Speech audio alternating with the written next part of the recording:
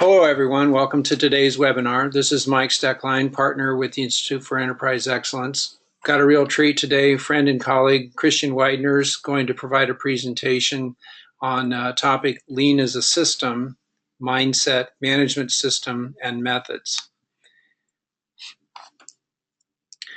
Little housekeeping details here. The phones are going to be on mute so that we don't get the background noise. You can use the chat function on the computer to describe any questions you might have. We're also going to unmute the phones later on during the Q&A session. This webinar is being recorded, so you'll have access to the link that you can share with others or review yourself, and certainly feel free to share this with other folks that would benefit from the presentation today. As I was reviewing the great work that Christian put together, I wanted to make some connections about how I was making sense related to the work that I'm familiar with that we use at the Institute for Enterprise Excellence. So as you may know, we have a model that we call the sustainability model that looks at the relationships that you see on the left-hand side. And we also have a velocity model that talks about how the principles and the systems work to help people to improve the work system, which is in the middle of that triangle. The latest version of the white paper that explains these models can be found at the URL on the lower left-hand side. So we just updated that white paper as well as other white papers. So when I think about the work that Christian's been explaining and that he's featuring on today's webinar, the connections I'm making is when he talks about mindsets, I think about the guiding principles of enterprise excellence. So that's one way to think about this. As he talks about management system, we talk about the kinds of systems that are put in place in order to help have reliable outputs, but also the desired behaviors you want to see in an organization. So I think about that connection. And then when I think about methods, I think about tools. We think of tools as tactical elements, could be the same as methods. It's at least the connection that I was making when I saw the materials that Christian has put together today. There's a little bit of history related to lean and the work of improvement that Christian's going to be featuring, which I think is great. And when I think about that, I connected it to one of our white papers. We called it Evolving Worldview, and we talk about how change occurs over time through thinking about S-curves, and in particular, the transition between the industrial worldview and the machine worldview, as well as moving on to system view. Some people call it a web view, integral view, but I think we're right in the middle of that transition time as a society now, and so that's one of the connections that I make. Now, this slide looks pretty busy, but if you read that white paper, again, it's the one on evolving worldview. It talks about, so what are the key things that occurred roughly the last 100 years, and what's the track that Japanese companies on the upper portion of the slide pursued, and the influence Dr. Deming and others had on that. What happened at MIT as far as what they noticed as far as the difference between the output of automobile manufacturers and what was different with Japan. And then the history of Western management mindset on the lower side. And that transition that I think we're in is that transition between moving away from that industrial view of the world, the command and control view of the world, to something that we can see in other companies, in other industries, and we're trying to continue to help move that forward. Another connection that I am making, and we just recently wrote a white paper that we called side-by-side management. We talk about what are the different roles people need to play in an organization, and just breaking it down simply into you have leaders, you have managers, you have frontline. Who's doing the strategic work, and what percentage of the time should they be doing that? Who's doing the daily management, daily improvement, call it the operations work, and how do you think about standard work? And you can think about all sorts of systems, a strategy deployment system, strategy development system, certainly daily management system here. So as I was reviewing and learning from the work that Christian put together, these are the connections that I made. But without further ado, I'm going to turn it over to our presenter today, Christian Weidner, and he's going to take you through a really great presentation, and I hope you'll find it to be of benefit. Good morning, or I guess it's good afternoon. I appreciate being here. My thanks to Mike for inviting me to be here with you today. First, a little quick disclaimer that this is really there are a number of approaches, if you think about it, to understanding what came out of the Toyota production system. And I've long ago stopped thinking about this in terms of what's right and what's wrong, and think really more in terms of more helpful versus less helpful. So hopefully what you find here you'll see as being something more helpful to you in understanding some of the concepts that we'll go over. And this is just my framework for conceptualizing kind of what we're talking about. So when we talk about understanding lean, we want to understand that it really is a system, and it's a system that's specifically around to create and deliver goods and services that has some major components. When we talk about what is the definition of a system, it's interconnected components forming a complex whole. The saying that goes along with the whole is more than the sum of the parts would fit here. And we've just used, or I've just used some helpful mnemonics. We talk about a mindset, which is the philosophy, the ideas of I am going to get better by continually removing waste from my processes. And to juxtapose that with some other mindsets out there, frequently I will use an example of and ask people, what is the mindset of Walmart? And frequently the response that I get is, well, they're always the low cost. They're focused on low cost. And that permeates every part of what they do. Now, do they do other improvement work? Sure, but they're focused on being a low cost provider. And one of the reasons they can do that is because, in retailing, they're the 800-pound gorilla, and they can dictate to folks, hey, if you want to sell in my store, this is the price that you're going to have to sell it for. Not every company, not every organization can have that power. I did a lot of work in healthcare, and we certainly don't get to, in healthcare, dictate to the payers what we're going to charge and what they're going to pay us. That's doesn't work that way. So when you think about a mindset of getting better at removing waste from your processes, that's more universal, because every organization, you hope at least, controls their own processes, at least those that are internal to them. So certainly a much more universal application here. So that's mindset. We talk about a management system then that is really focused on development and engagement of all the contributors in our systems.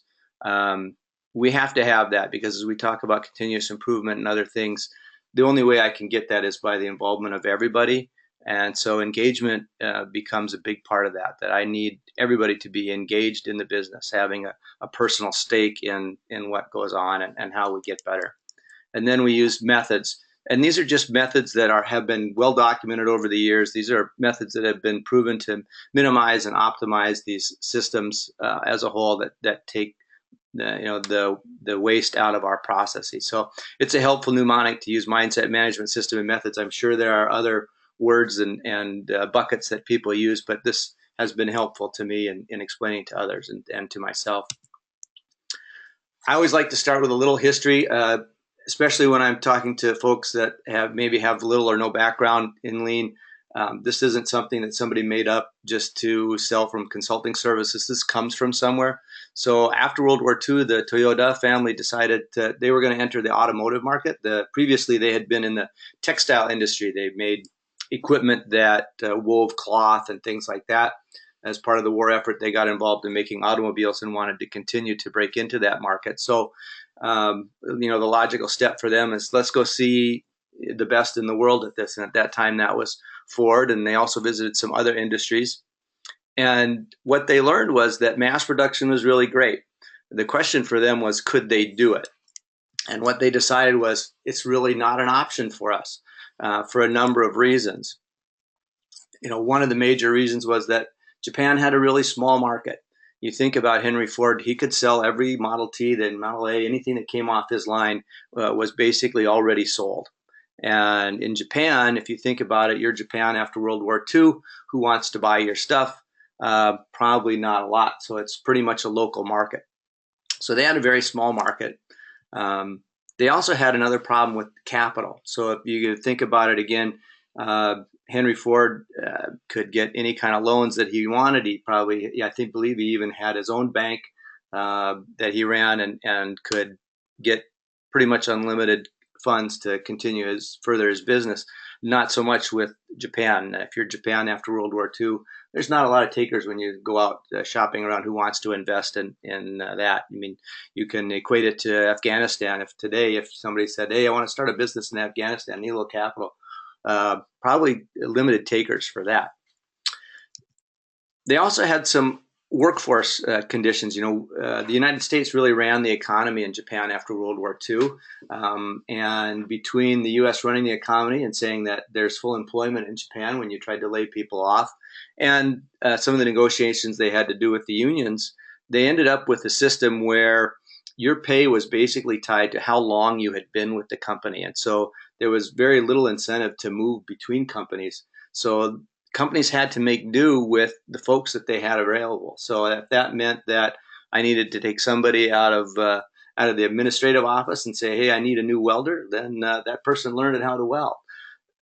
Ford, on the other hand, could pretty much hang a sign out and get 1,000 machinists, 1,000 welders, anybody he wanted, pretty much to take over the jobs that he needed. So these are the challenges that Japan faced and Toyota faced.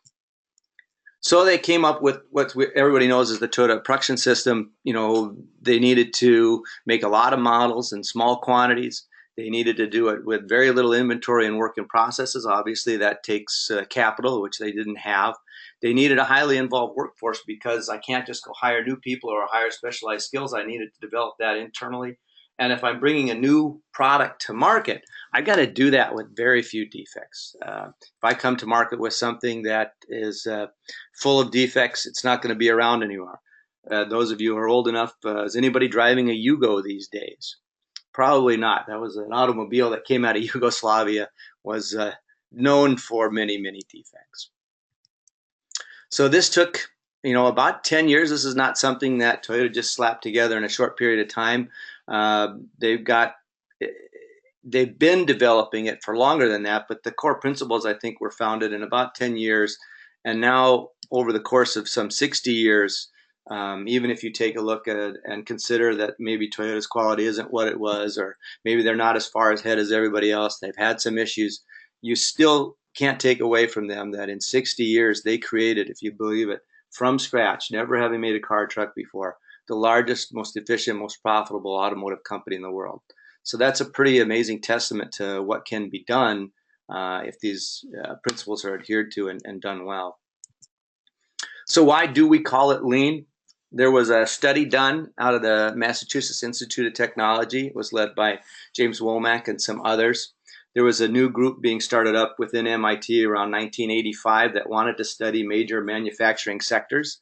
And the largest manufacturing sector in the world is the automotive industry.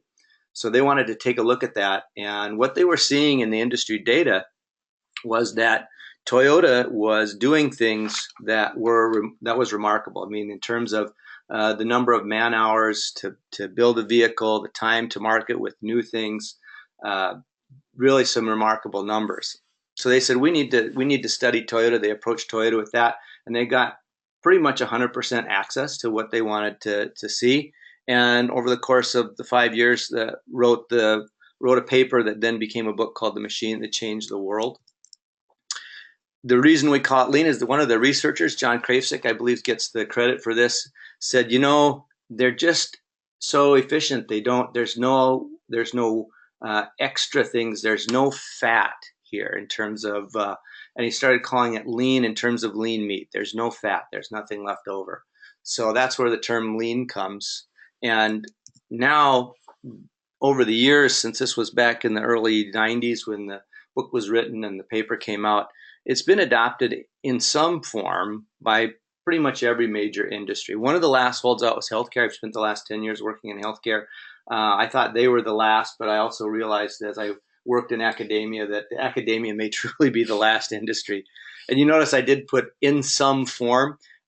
Not everybody applies, in my model, all three pieces. The methods are the one that's most common, most people are used to.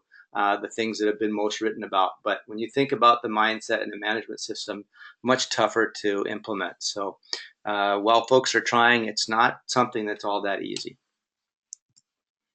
So We're going to start with methods, even though it's at the end of my list, just because it seems to be the most readily understandable. So we're going to delve into that a little bit. The operational methods are really just the visible aspect of a production model. And there's been a progression of production models over time. In the as early as the Middle Ages, we had something called craft production, which I believe everybody's familiar with. It then moved into mass production in the 1915s. And then lean production, I believe, is the next kind of innovation in production model. Started in the 1950s, really didn't get named until MIT did their study. So what does it look like? Let me try to give you a visual picture of what these production models look like. So we've got craft production. You have your artisan. The artisan is surrounded by their tools. And if I'm going to make 10 a day, that's pretty much my limit. If I want to make more, than that, I have to have another me, which is where the whole apprenticeship came from. But I didn't want to teach my apprentice everything, because if I did, he could easily set up a shop next to me and become my competitor. So there's obviously some limitations in craft production. Now, people knew about mass production. I mean, as early as the 1400s, the Venetians built one of the largest navies in the world at a place called the Arsenal. And the Arsenal was basically an assembly line for ships. But there are barriers to doing mass production. The Arsenal was working in large scale and using wood. As we came to the industrial age and we think about steel, most people think of steel as a very hard substance, but if you're an engineer, you understand that steel can be very soft, and you want it to be soft as you're shaping it, and then at some point you need to harden it. And this hardening process usually involves heating to a very high temperature and then cooling in a rapid and controlled method. And if you think about what happens to metal, then especially if you think about maybe a pan, if you heat a pan really up high and then put it under cold water, you're going to get a change in shape in that pan. And this is what would happen with the parts, is they would, as they wanted to make them hard to use, they would shape them, and then through the hardening process, they would become slightly out of shape, and then you would have what's a whole class of people called fitters, who would use files and grinding tools to customize each part to each other to make it work. So not very interchangeable. So, there had to be some innovation that came along in order to make mass production possible. And some of those innovations that came along to break through that wall is a thing called tool steel. Now, tool steel is a kind of steel that will allow me to cut hardened material. So now I could get my steel parts close to their shape. I could go through the hardening process, and then I could use my tool steel to actually get it to the finished shape. The other technological advancement that came along was this idea of standard measures. In the early part of the century, there wasn't a Department of Standards in Washington, and you could go and get two different rulers, and an inch would be close to an inch. But when you're talking about thousandths of an inches for clearance and for tolerances, that's not going to work very well. So this standard measures were coming out at that point. Ford actually had his own measurement device company in order to make sure that everyone that was in his business, was in any part of his business, was using Ford measurement devices so that things could be more standard. And so these are the things that came along that allowed Ford to develop his mass production. So as we think about mass production, we think about making lots of parts. So if I'm going to have lots of parts, I'm going to have a lot of equipment. And as we think about how would people naturally organize those pieces of equipment, they would generally organize them into departments. So if I have a big factory and I've got my equipment organized in departments, the different parts that I need to make are going to take different paths through that mill and that factory, if you will. So when you look at it, it gets a little complicated. So they said, well, if I'm going to control this, I'm going to need a really big schedule. And the really nice thing about schedules is that they're always right and they never change. And that's usually a line that gets some chuckles when I'm doing this in person. We know that schedules are difficult to maintain. We know that the rule garbage in, garbage out pretty much applies even when you're talking about computer systems. So it can be a challenge to manage that. So what did we develop? They developed this idea that says, well, if I don't really know what I'm going to work on today because my schedule's not always right, I really better have a lot of inventory up front. And usually I would ask the group that I'm talking to, why do I represent inventory with a bag of money? And the answer, for obvious reasons, is because that's what it is. It's money in another form. I've got money invested and tied up in that inventory that is just sitting there not doing anything for me. So they said, we better have a lot of inventory to make this work. And because I better have what my customer wants, and I don't really know how long it's going to take to get through my factory, I also better have a lot of inventory at the backside. And then they discovered that, what's really helpful is if I have a lot of inventory pretty much everywhere, that kind of greases the skids. And that worked, right? That worked for us for many years. Ford was very good at it. There wasn't a lot of reason to change until Toyota came along and said, well, mass production doesn't work for me. I have to do something different. So what are the barriers that they faced to mass production? Well, one of the barriers that you face when you start talking about getting away from mass production is this whole idea of setup time. And in many cases, a piece of equipment may take an hour or more to get set up just right. And once I've got it set up just right, I don't want to make 5 pieces. I want to make 5,000 or 50,000. I want to make a lot of this stuff.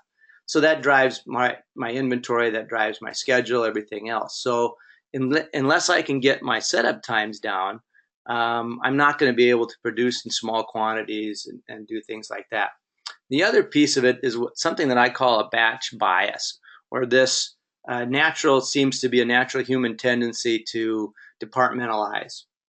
And what do I mean by that? An example that I would use in the hospital when I was talking to folks is, if you give a 10-year-old child a simple task of creating a number of Valentines, and you say, this is the process. You're going to need to fold the paper in half and then draw your half a heart and then cut it out and then put some glue on it and throw some sprinkles on it.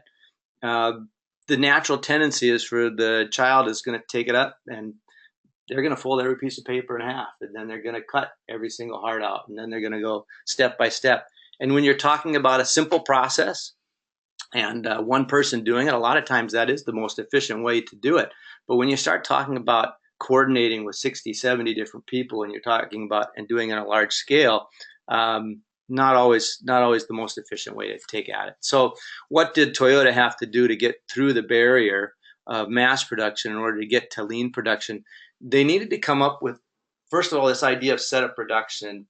The basic idea of setup production is to take a process that would normally take a lot of time and say, if we put more resources at this, if we do our homework and get different equipment and take a different approach, we can do this in a much more rapid fashion. So you think about changing the tires on your vehicle. If you're doing it by yourself, and you're doing it at home and you don't do it a lot, you've got pretty standard tools. I've got a lug wrench, I've got a jack that is not always the quickest or easiest to set up, and these kinds of things. But then you think about in NASCAR, they can fill the tank with gas, clean the windshield, give the driver some water, and change all 4 tires in about 13 seconds. That's not done by accident. There are specialized tools that are used. There's a strict organization that's done.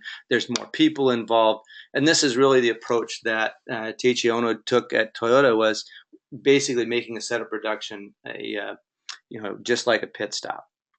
And then the other idea that had to come up was this idea of flow. And flow is really about saying, as I'm getting ready to make something, none of the parts that are going to come together are ever going to stop moving. Now, obviously, that doesn't work in mass production. I get through one department, and I go into inventory, and then I get pulled from inventory. Then I wait in another queue between another piece of equipment until I'm done with that, and then maybe a second queue in front of another piece of equipment within the same department. So lots of stoppages, lots of starts and stops. In lean production, they kind of turned that on their head and said, well, I can't afford to do that because I can't afford the inventory, and I can't have all the pieces of equipment. So I need to really understand, what is it that makes my products different?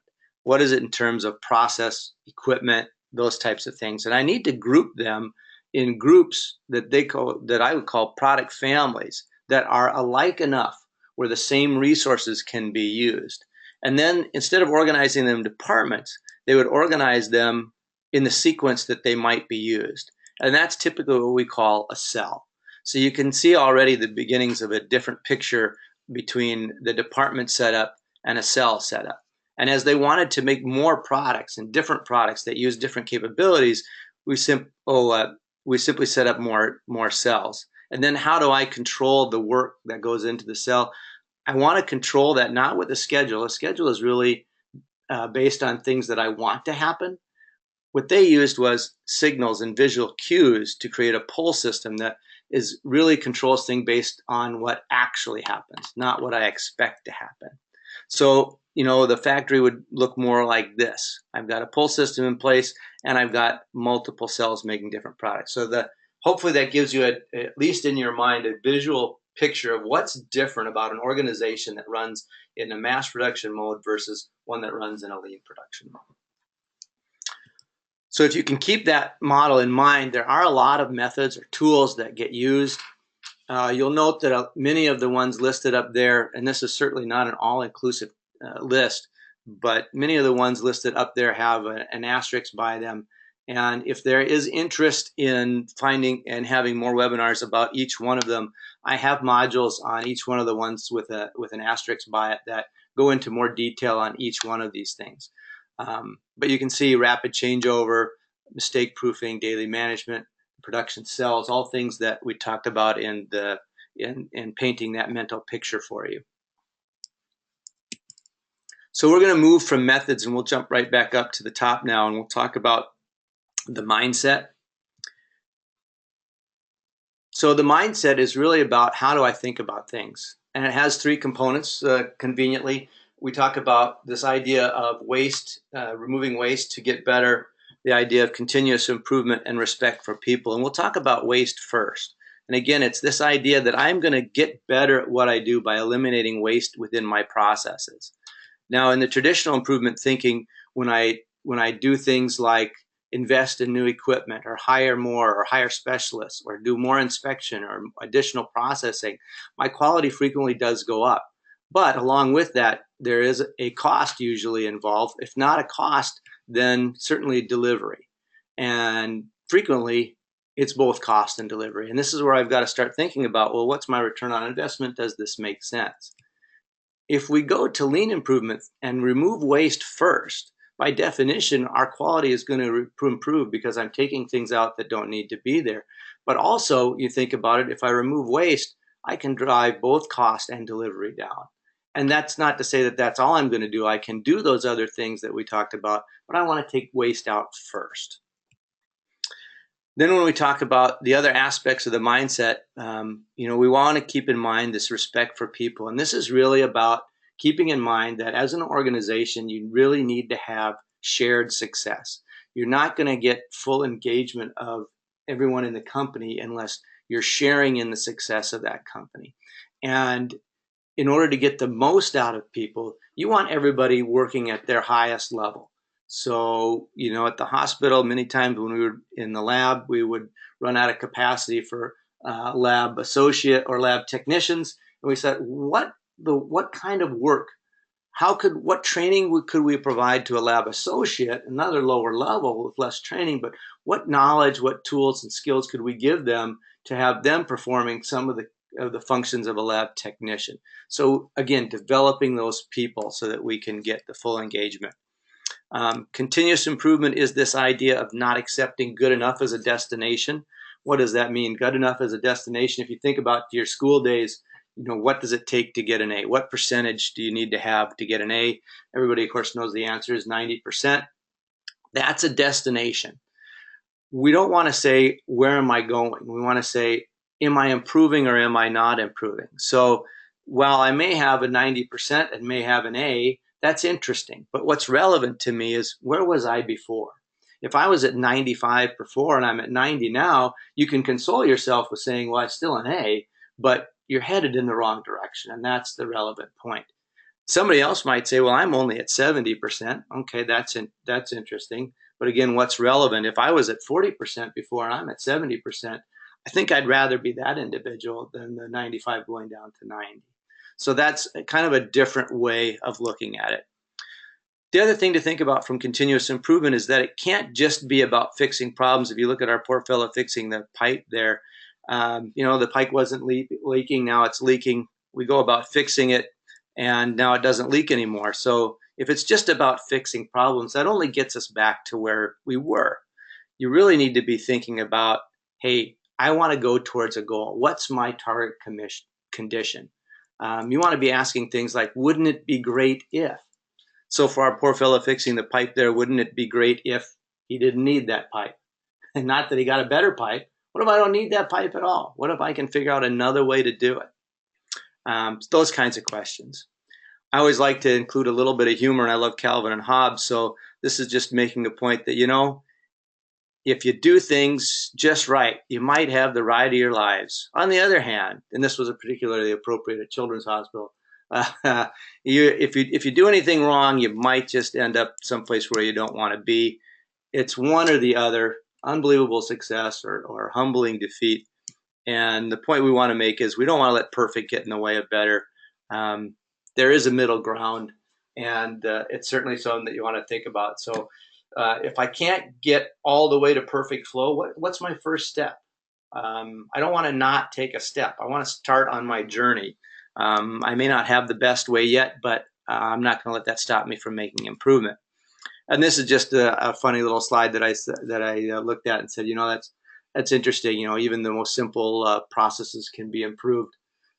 So keep that in mind. Any process is open for improvement. And the last point is, and this really comes from Stephen Spear in Chasing the Rabbit. It's an excellent book he wrote back in 2009. And one of the awkward facts here is that it really is impossible to design a process perfectly. You want to do the best job that you can and understand as much about the process as possible. But what's more valuable to you is to be able to quickly recognize where do you need to make improvements and have structures and things in place to make those adaptations. That's what's going to keep you ahead. Having the best idea now doesn't mean that you're going to stay ahead unless you have this ability to adjust rapidly and to do it well. So that's a little bit about mindset. So what is this thing we talk about in terms of management system?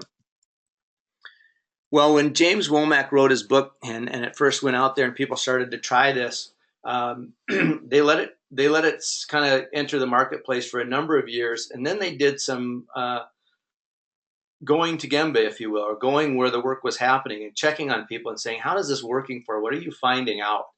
And when they wrote their second edition, or they didn't really write it, but a second edition came out of second publishing of their book, they added an addendum to it.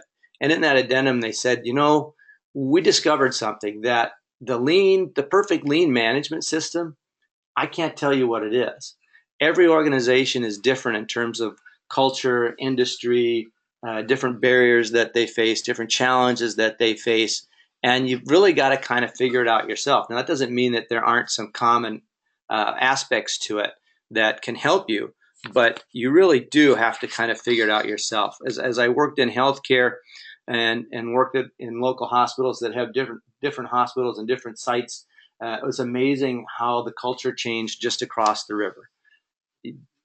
Same leadership, same organization, and yet there was something different just in a different site.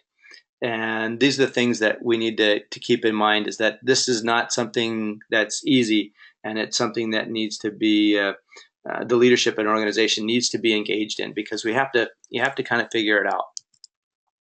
So what are some key components of a management system? Well, you need to be able to deploy strategy. And how does this fit with, this is where the mindset really comes in. If I have the right mindset, and the mindset starts at the leadership level, then gosh, improvement has got to be some strategic pillar. It's got to be some part of the strategic pillar, because that's what's going to drive the behaviors of the next level management and these kinds of things. So I need to be able to deploy strategy. Typically that involves things like Hoshin Kanri and some of the tools that they use, like an X matrix and things like that. It's really just designed to make sure that while everybody is busy, they're busy at the right things, that any kind of initiative that folks are working on ties back somehow to the strategic goals of the organization. And so you need to have that component to it. And then there's a component that I call management standard work. And again, these buckets can encompass a lot of different things, and a lot of people can talk about different buckets. But the way I look at it is there is some aspect of standardization to the way that management gets done. So what are some of the components of management standard work? Well, you need to have dashboards, and dashboards are really talking about current data that I'm going to take action on. When I'm talking to a group of people and I ask them what's the first thing that comes to mind when you think about dashboard, uh, usually I get the answer, well, my vehicle. And then I ask people, well, if you're looking at your vehicle dashboard and the gas gauge says that you are low, do you look at that and say, well, that's interesting, and go about your day-to-day business? No, typically you're saying, well, how low am I? Can I get where I need to go? You're making plans to figure out what am I going to do? That's the idea of a dashboard, is that I have data up that's meaningful and relevant and is going to derive some kind of action or decision making.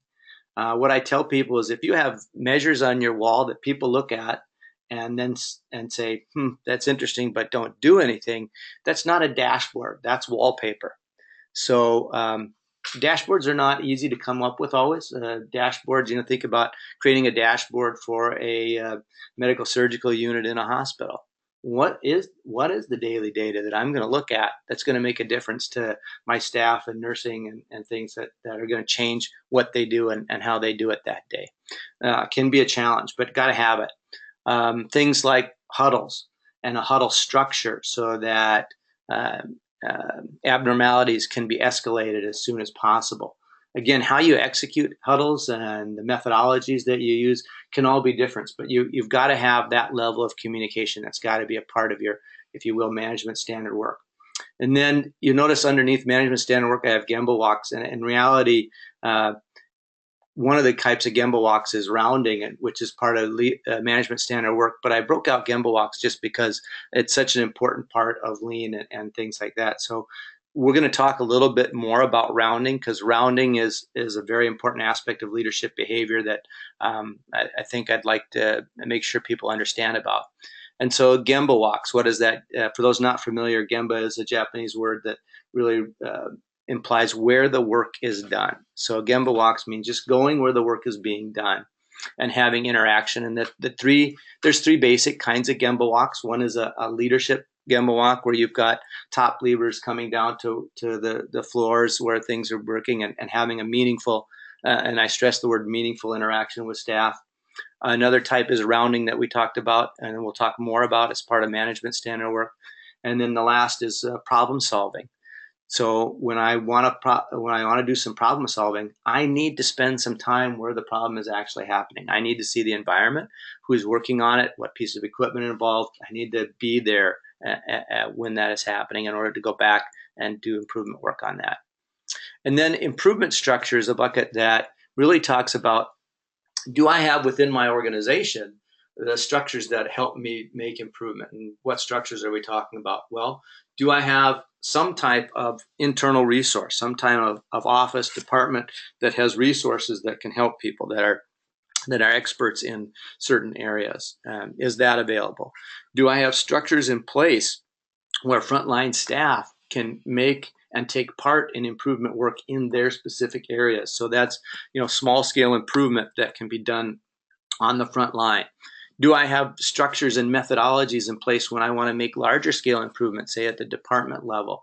How do I select those? How do I fund them? How do I organize them and get permission and authority to do that? That's what I mean by structure around that. And then when I've got larger scale issues, people typically refer to these as value streams, and I want to make changes to my value stream. And you think about that, cutting apart many departments and maybe even outside organizations. Do I have a structure for that? Do I have an authority structure? Do I have an approach for taking that? These are we talk about the structures that need to be in place to make improvement happen. And then the last piece is the people development side. And this is really where human resources department comes in, because we're talking about changing culture here. And for most places, human resources is a main component that drives culture. And so human resources needs to be involved in the development of people, not only from their soft skills in terms of what they want them to do to work well together and conflict resolution, but then also in, this is how we manage. This is how we do it here, and we need to train you in that and show you how to do that and how to adapt your personal style and differences into this is how we do it here. So that's the people development side of things. And as I promised, we're going to talk just a quick moment about rounding. And, when we do rounding, you have to be careful because you have to come at it from the right perspective. Rounding is not something that happens where I'm trying to catch people doing something wrong. I round to understand what's actually happening. And my first assumption must be that everyone wants to follow the standard work. So when I do rounding, I make sure that my first question isn't, hey, why aren't you doing this? I really phrase it as, hey, what's preventing you? I know that you know it. I know that you want to do it. So there must be something that's preventing you. How can I help? I'm here to help. So that's really the attitude that you need to have when you're doing rounding. So rounding has three aspects from my perspective, and one is the conversation piece, which is really all about relationship building. The second is looking for visual cues to let me know that standard work is happening, and the third is what I call a knowledge review, and we'll talk about each one of those. So the conversation piece is really all about relationship building. And when you're having this conversation, and again, you apply your own personal style to these, but when you're having this conversation, you're just trying to affirm people when they tell you that they're running into issues. You don't try to fix anything in the moment. You're just saying, hey, I understand. I want to help. We're going to look at this, these kinds of things. Don't say, well, did you try this? Or why didn't you do that? That's not going to build the relationship that you want. You want to start with leadership. Make sure that they know that you're coming on this rounding. You don't want to cherry pick areas or people where it's easy. You need to cover all areas, especially all shifts. And this can be challenging. You need to have a presence on all shifts, and that's one of the costs of doing business. If you're going to be a leader in a lean organization, is you're going to have to come in on all shifts occasionally because you need to be present. They need to know that you care. How can I build a relationship if I never see you? That's just not possible. And then the second piece, the visual cues. This is really all about, hey, look around. As you're in the workplace, you need to be looking for certain things. And I say use a tracking device. This is really about having a list of things that you're going to look for. And you don't look for them all. You have, however long your list is, you pick a few out of there, and you make sure that over the course of the year you've looked for them all, but you take a small subset and you just check them off. Hey, am I seeing this? Am I seeing that? We just implemented a new process where we're going to use blue to outline where we want our pallets. Are people putting the pallets down in the blue outlines? Is that happening? You want to look at storage areas. What's the condition of my storage areas? What's the condition of my aisles and walkways? Is it disorganized? Is there stuff where it shouldn't be? How do I should have visual cues that tells me where things should be. How current is my posted data? If you come up to the wall and this is supposed to be a dashboard, and you look at it and it's data is 6 months old, that tells you that A, nobody's using the data, and B, the process for posting it is not working because it's 6 months old. And then just kind of the condition of your work areas. There's lots of things to look for depending on what industry you're in, and they will change based on that.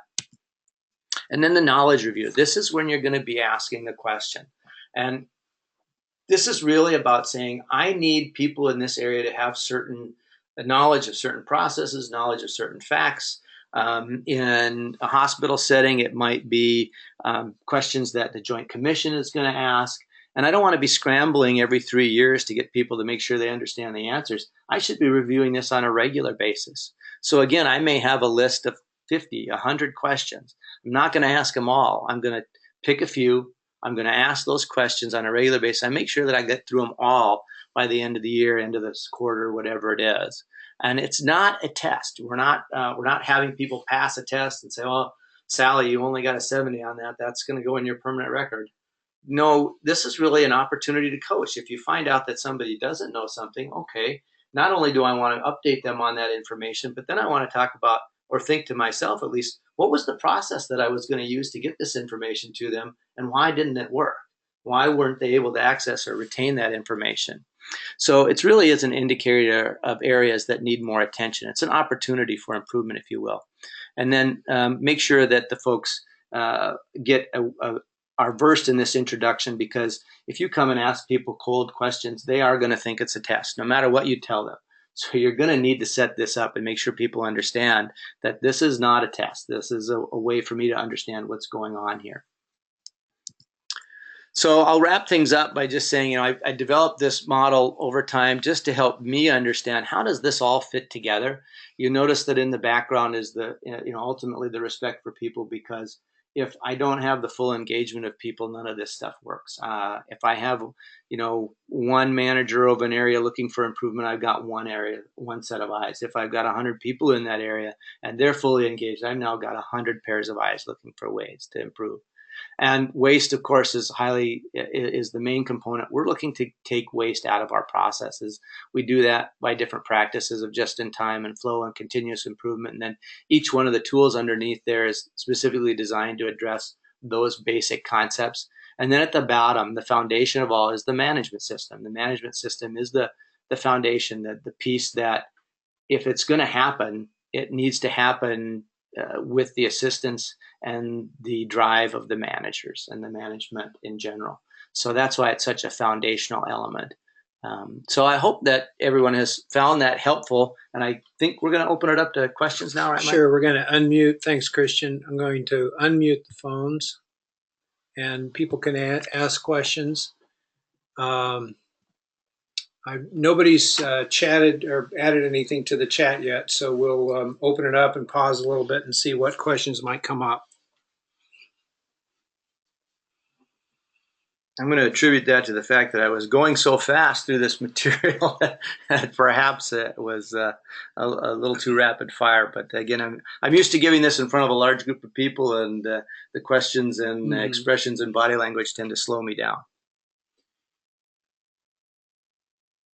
You've mentioned healthcare, Christian, a couple times, and if you had to think and offer any perspective on what are the things you've learned about working in healthcare, the uniqueness of some of the things, but also where it's also similar to other industries. Any thoughts to offer related to healthcare application of these concepts? Yeah, I would say if you're working in a healthcare setting, the thing you got to ask yourself is, what does flow mean in a healthcare setting? And what I've come to realize over the 10 years working in healthcare is that flow in healthcare is really about the continual advancement of care.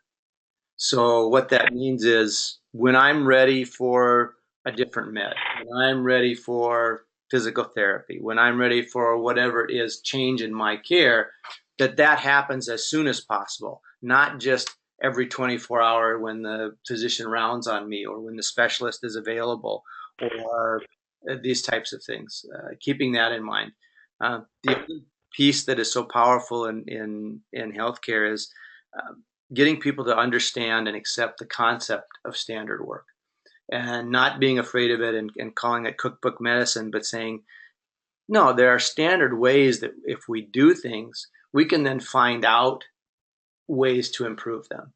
If you think about, taping a cannula to a person's face that they get the oxygen tube where you need it, how do I tape that in such a way that I don't create a sore? Or how do I tape that in such a way that when I remove it, it's the least painful? These kinds of things. That's a process that can be refined and improved. But if everybody's doing it different, I'm never going to get any better. Mm-hmm. So yeah, I need to accept that, hey, let's do some of these things in a standard way, so that when we find ways that we think might be better, we can actually prove that they're better. Great, thanks. I'll pause again and see if there's any questions out there from anyone that's on the webinar today.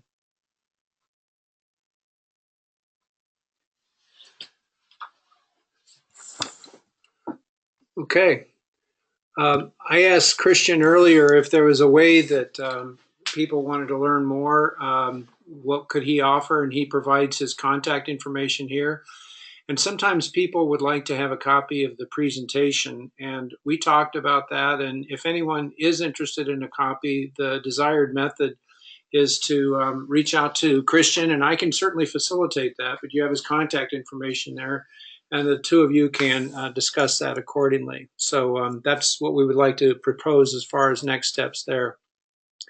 Speaking of next steps, what happens next will be the recording to this webinar is going to move over to the recording side on our website page that you can find there on this page.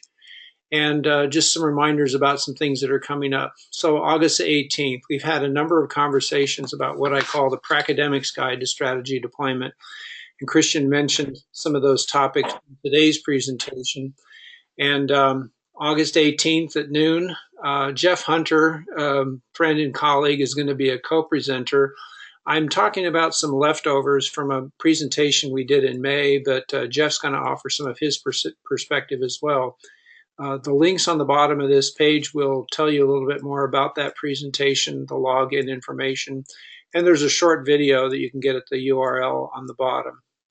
In September, friend and colleague Laura Brown from Memorial Care Health System in California is going to talk about leader standard work, one of those topics that Christian talked about today, and she's going to share her current thinking and what's worked for her and how she tries to help people think about the use of leader standard work. Information about that you can see at the link below. I mentioned earlier our latest white paper.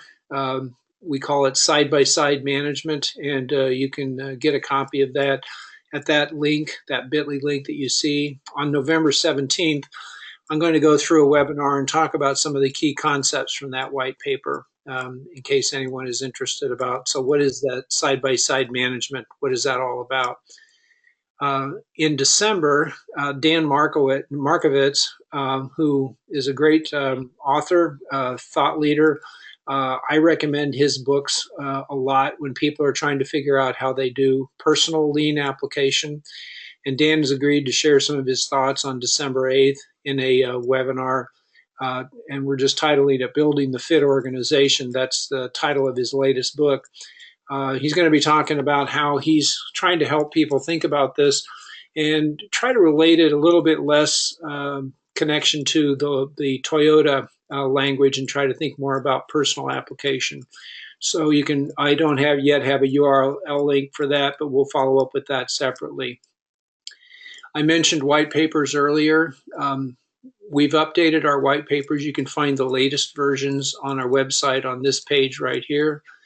And finally, if anyone does have a story they'd like to share or a request for a story, if any of the topics that Christian mentioned are topics that you'd like to learn more about, we can certainly have him back and have conversations about that as well.